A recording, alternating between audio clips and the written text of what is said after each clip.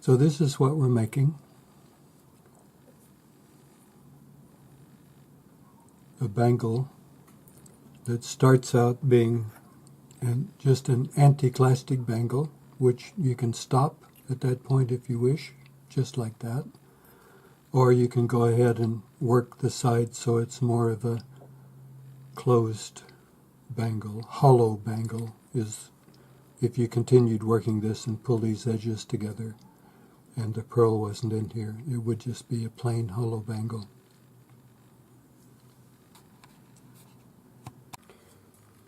So I'm going to make an anticlastic bangle with pearls in it.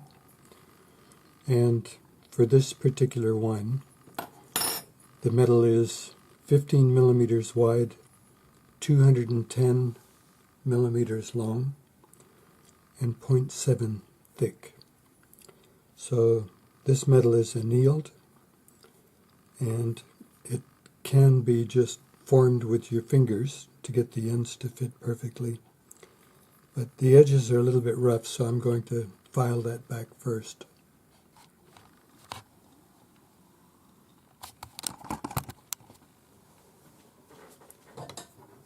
Because it's easy. The reason I'm filing it back now is it's easier to file it like this than it is when it's like this, because this is really difficult. So I just drop it into the notch to kind of hold it, and I'm basically just pushing down the piece at a little bit of an angle.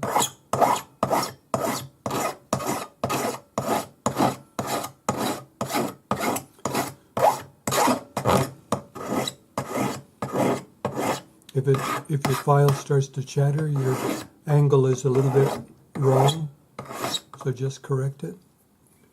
And then I flip it around and do the other end.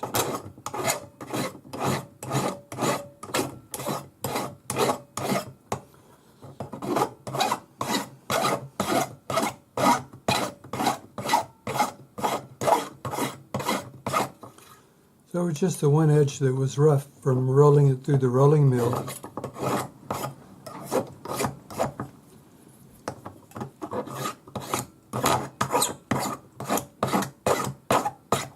It doesn't have to be perfect, because after we make it into a bangle, we're going to sand the edges anyway. So what I'm going to do is pick the inside and hallmark it now. It's easier to hallmark it while it's flat, and I just hallmark it opposite what's going to be the solder seam.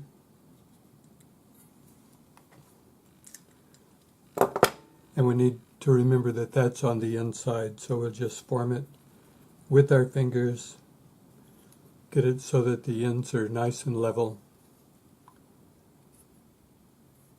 And like always, we want it to touch perfectly 100%, make sure it's not twisted.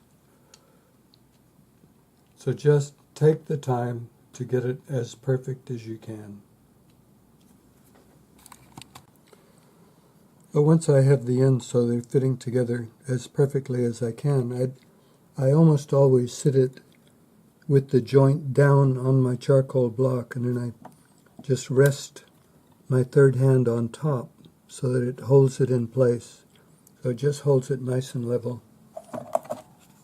Mix up your flux, and I just put a strip of flux across where I'm going to put the solder.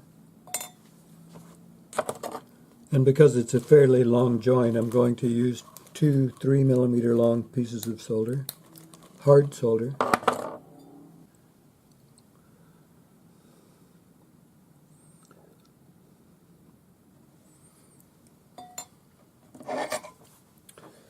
Now, I'm using the Smith's little torch for this.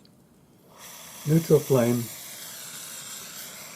And I'm just, in the beginning, I'm just slowly circling because I want to dry out the flux. The flux will get nice and clear. Well, the flux will get crusty white, at first, and I'm just positioning these right along the join, the palliums. Circle the join. The flux will go clear and then the solder will flow. Now, the reason we circle is to evenly distribute the heat. If you just put your flame straight on your solder bits, they'll ball up and they won't flow when you want them to flow. If you're circling the join, what you're doing is you're heating the base metal up until it is the proper temperature, and the solder will flow because the metal is the correct temperature, not because you're heating the solder. So once the solder is flowed, what I do is tip this over, and then I reheat the bottom until the solder flows, just to make sure that it's a good solder join, like that. And to make sure that the solder is nice and smooth on the outside. So now we'll quench, dry it, round it up on the bracelet mandrel, and tidy up the join.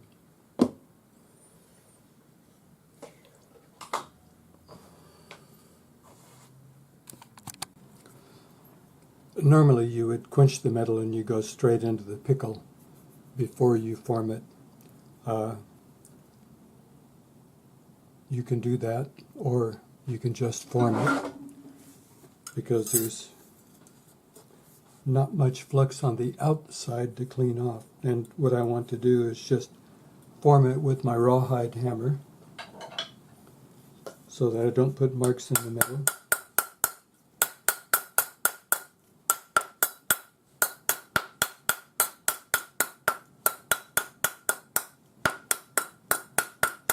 We just want to make it round, we don't want to beat it up. So now I'm just going to take my 400 grade paper on my sanding stick, follow the curve of the metal, and tidy up the join, have a look at it. And your sandpaper will take the flux off if there's any there. If there's a large amount of flux, either take it off with the sandpaper or pickle it, because it'll dull your file if you don't. If you need to file it, make sure there's no flux on it.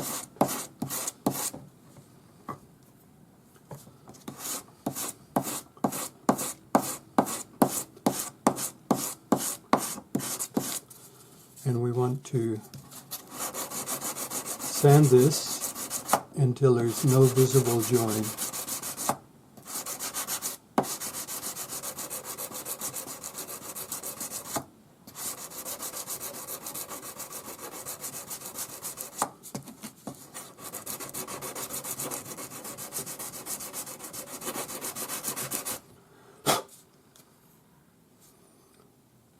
Almost. Little more. Don't stop until you can't see the solder join at all. And you can tidy up the edges at this point if they're slightly off.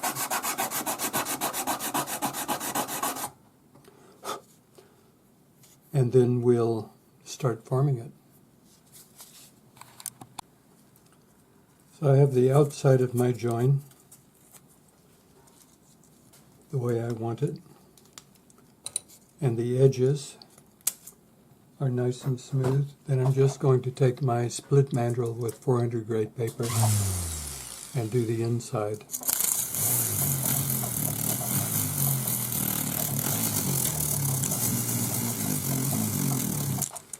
So we want to tidy up our solder now, because once we start forming it, we'll reach a point where it's almost impossible to tidy up the solder. And you can see I turned the bracelet back and forth so I approach the join from two different directions. That way it usually cleans it up quicker. So I'm pretty happy with that. Now what I'm going to do is anneal this before I start forming it, because I've work hardened it a little bit just by rounding it up on the bracelet mandrel. So we want to anneal, and then we'll form. So we're just going to bring this up to a dull red.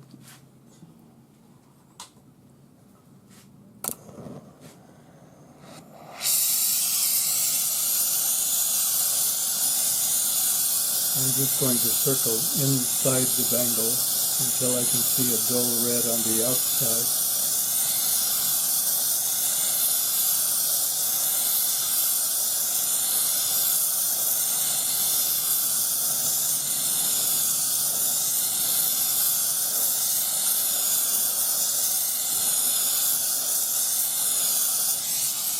That's good.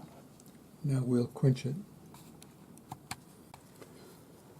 So normally, when you heat your sterling, because the copper comes to the surface, you can have a look to see how well you've sanded your solder joint, and it should be just the tiniest line going across, so it's quite obvious. I have a little more cleanup to do on this.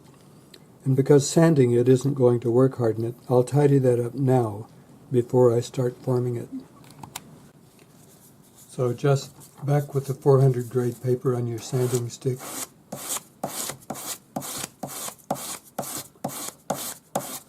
And this is easily done now. And anytime you heat your metal up and you see a solder splash in color, tidy it up, because the solder itself will oxidize quicker than your sterling. So you'll end up with a dark blotch on your metal after a couple of days if you don't get rid of it now. So now we're ready to start forming. Now you need a sinusoidal stake or something with a curve in it so that you can hammer your metal into. And if you have a pattern in your metal, or if you want it dead smooth, you need to use a plastic or a wood hammer. If you don't mind the marks from the hammer, you can use a rounded raising hammer. I like it both ways. I don't have a particular way I prefer. Sometimes I want to see hammer marks, sometimes I don't. So for this one, what I'm going to do is use the plastic hammer. And as you're hammering, you always want to make sure that you're moving the metal.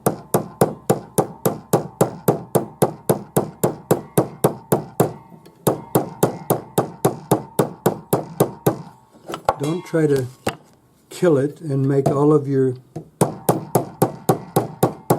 curve in one go, because if you do, you'll end up with these horrible ripples along the edge that you have to clean up later.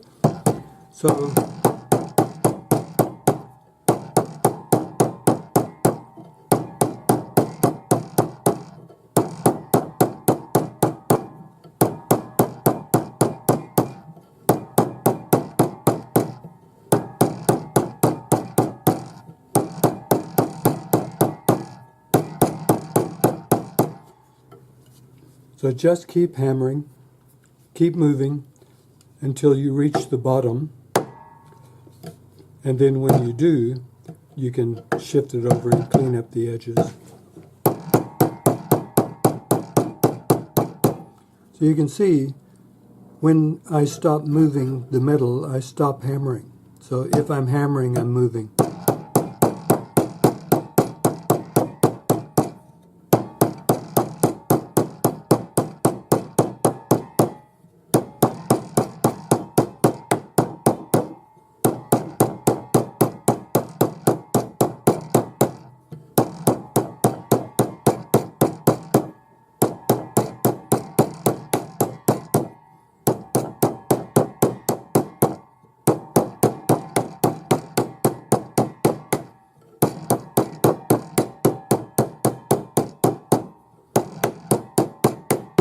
And you can hear it when it hits the bottom. So I'm getting close, and you'll hear that sharper sound.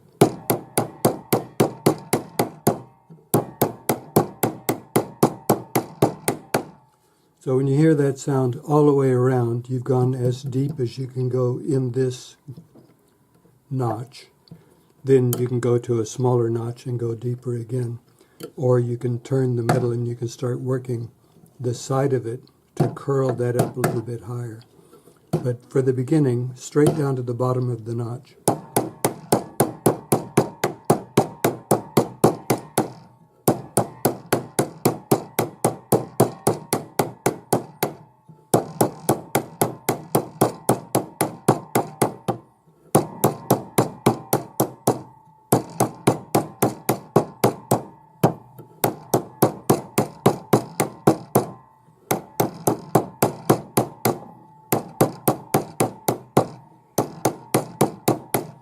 So you can hear that I've gone to the bottom all the way around. Now, if your edges are slightly ripply, what you can do is just shift your hammer so that you're hammering against the side.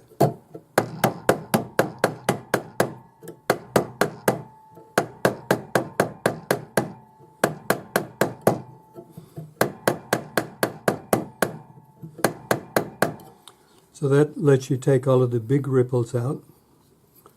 Do both sides.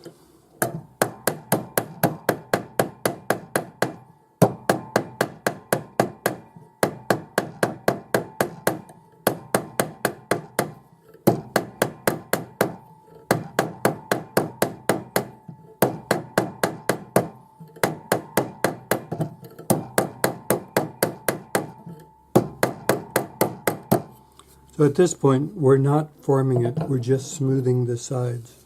So now I want to make it round again. So go back on the bracelet mandrel.